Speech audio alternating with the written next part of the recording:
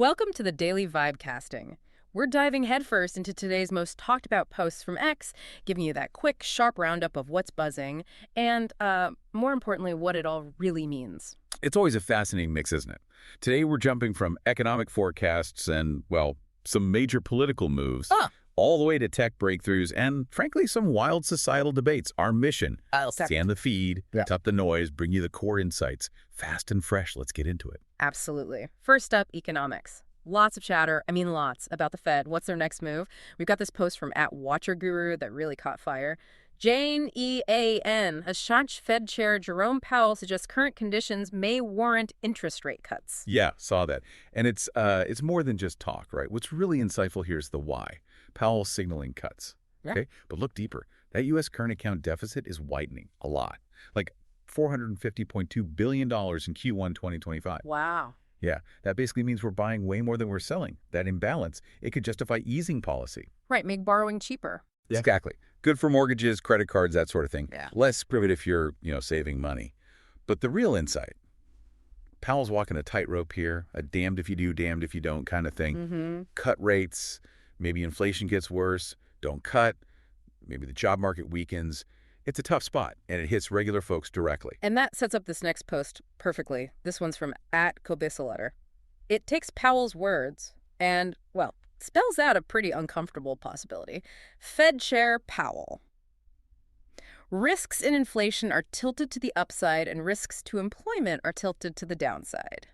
That's a long way to say stagflation. Oof, yeah. That's a punchy summary. And unsettling. Because stagflation, that word sends shivers down economists' spines. Yeah. Takes us right back to the 1970s. High inflation, stagnant growth. And rising unemployment, all at once. It's rare, it's challenging, it broke a lot of old economic models. So Powell's wording. It echoes that concern, absolutely.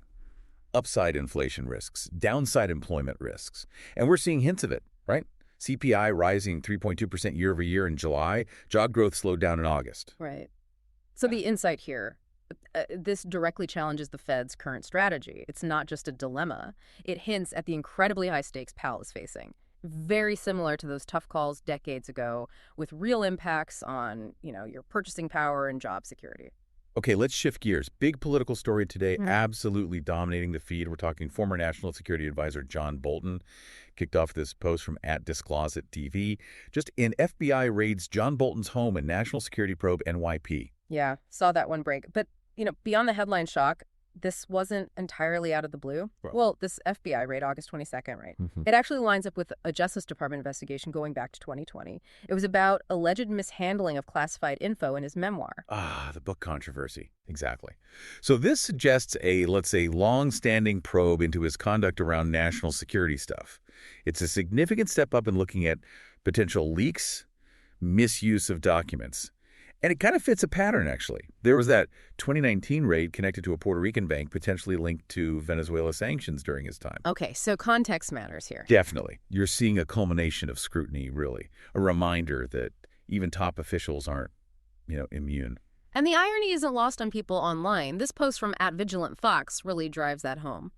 Now, Scott Jennings just used John Bolton's own words to hang him after the FBI raid on his home. @ScottJenningsKY reminded everyone what Bolton said after the Mar-a-Lago raid on Trump, insisting that the same standard must apply today. Ouch. Yeah, it's pointed. And politically fascinating, right? Calling back directly to Bolton's own arguments about letting legal processes run their course after the Mar-a-Lago raid. What goes around? Pretty much. And it feeds into that no one is above the law idea. Yeah. Kash Patel, the FBI director now, he echoed that sentiment. Right. His post was just, no one is above the law. At FBI agents on mission. From @FBI Director Cash. Yeah, and given Patel's background in terrorism cases, that focus on accountability fits. But the bigger picture insight here, these investigations, regardless of who's involved, they set precedents. Precedents for handling classified info, for accountability. It shapes future political fights.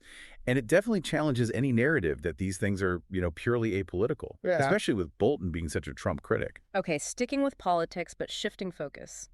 @PressSec, Caroline Levitt, posted about crime in D.C., claims a Trump effect. The post just says, the Trump effect, with a graphic. Right, saw that graphic. It links reported drops in D.C. crime like big drops, 83% in carjackings, 46% robberies over 7 days, Yeah. directly to a crackdown initiated by Trump that Monday. Those are huge numbers. They are. But, and this is a big but, we need to be cautious here, official MPDC data from today, August 22nd, doesn't confirm those specific short-term numbers in real time yet. And historically, crime trends are complex. Lots of factors involved, usually not just one action or leader change causing immediate massive drops. Think long-term trends, socioeconomic factors. So Sabrona salt needed. Definitely. The insight is to distinguish between, let's say, punchy political messaging and the slower, more complex reality of crime statistics. It's a preliminary claim, needs more data. Gotcha. And one more Trump item from @UnusualWhales. Potential news incoming. Breaking. Trump to make a major announcement noon today, per the White House. Yep. Major announcement, noon EST. That's the official line. The historical insight, though, Trump has a track record of, well, hyping announcements. Right. Sometimes they don't quite match the hype. Often, yeah. Significant policy shifts rarely come out of these spontaneous major announcements. Remember all the infrastructure week promises. Sure. Also, interesting timing. It coincides with Powell's big Jackson Hole speech today. Huge economic focus there. Any connection? Officially, no. But it certainly adds another layer to a day already packed with high-stakes political and economic news. Makes you wonder. Okay, let's totally switch gears now. Tech time. And some pretty out there claims. Starting with @Elon Musk. Good news for a certain truck. Cybertruck receives top safety rating. Right. The Cybertruck, I remember all the skepticism about its design. That exoskeleton, the sharp angles. Mm-hmm. People wondered about safety. Definitely. So this is actually pretty interesting. Musk claiming top safety rating. And it seems legit. The NHTSA, that's the National Highway Traffic Safety Administration, gave it a 5-star rating. Top marks for driver and passenger safety. Building on an earlier rating. Yeah, it had an overall 5-star back in February. So this confirms the specifics, the insight. It directly tackles those safety questions head on. Could really help public perception and maybe smooth things over with regulators, especially in places like Europe, where it's still facing approval hurdles because of that unique design. From earthly trucks to possibly something else. This post from @RossAlerts got people talking a lot. #breaking. Harvard scientists are now claiming that the interstellar space object that's on course for Earth could be nuclear-powered. Whoa. Okay, yeah, that's a big claim. We're talking about Avi Loeb, right, the Harvard physicist. He's suggesting this object, 3IA Tau, might not be natural. Might be a nuclear-powered alien spacecraft. Based on what? He's citing its weird glow, its trajectory, things he says don't quite fit natural explanations. He wrote a paper on it this year. Okay, but Loeb, he's made controversial claims before, right? With Oumuamua. Exactly. That's why there's skepticism in the mainstream astronomy community. They usually lean towards natural causes first. But the insight, I think, is how this pushes boundaries. It forces us to consider all possibilities, even the wild ones.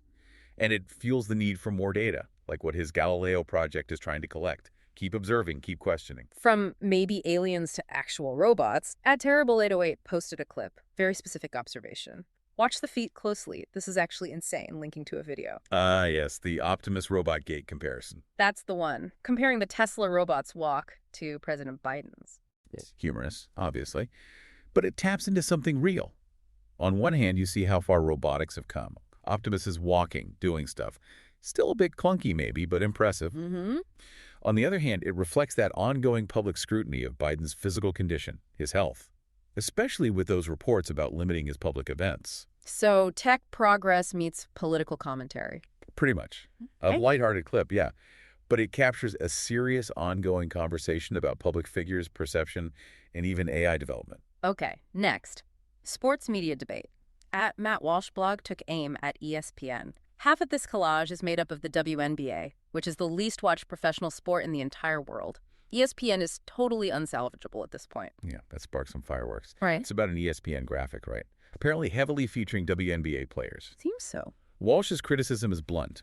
He argues it misrepresents reality because WNBA viewership is, well, significantly lower than leagues like the NBA or NFL. And the graphic. Reportedly got deleted after backlash, which itself is interesting, shows the power of social media pressure on big outlets. The core insight here, it's that constant tension, representation versus popularity.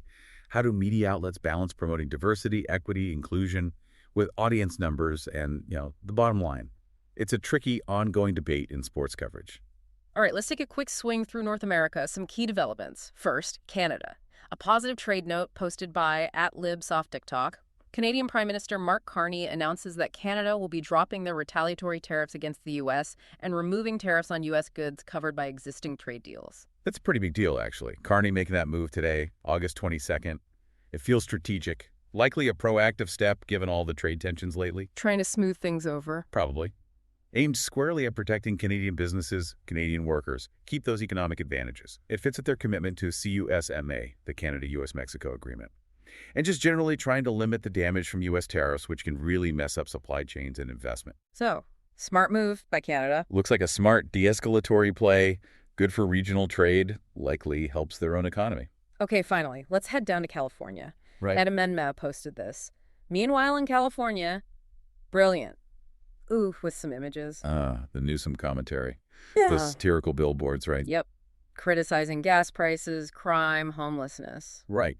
And the underlying message seems to be a sort of sarcastic hope that Newsom is the Democratic candidate later, implying his governance is seen critically by the poster. So local issues going national. Exactly. That's the insight. These very real, very local California problems, gas prices, cost of living, public safety, become fuel for the national political fire. Newsom's obviously trying to tackle these things, and he's got broader ambitions, likely eyeing 2028. But this kind of post reflects that mixed public perception he faces, even as he tries to build a national profile. It shows how local reality can really impact those bigger plans. And that wraps up our rapid-fire run through today's X-Buzz. Wow. From Fed worries and FBI raids to nuclear-powered aliens and WNBA graphics, the digital town square truly never sleeps. It's amazing how fast these different threads pop up and grab everyone's attention. It really is. And what this daily flood, this vibe casting really shows is how quickly information and different opinions swirl around these moments. Which brings up a question maybe for you listening. How do you actually filter all this? How do you find the insights that matter in this constant stream? And, what role do these platforms really play in how you see the world? Something to think about as you keep scrolling the feed. Excellent point. Definitely food for thought. Thanks for tuning in to the Daily Vibecasting. We'll catch you back here tomorrow with more.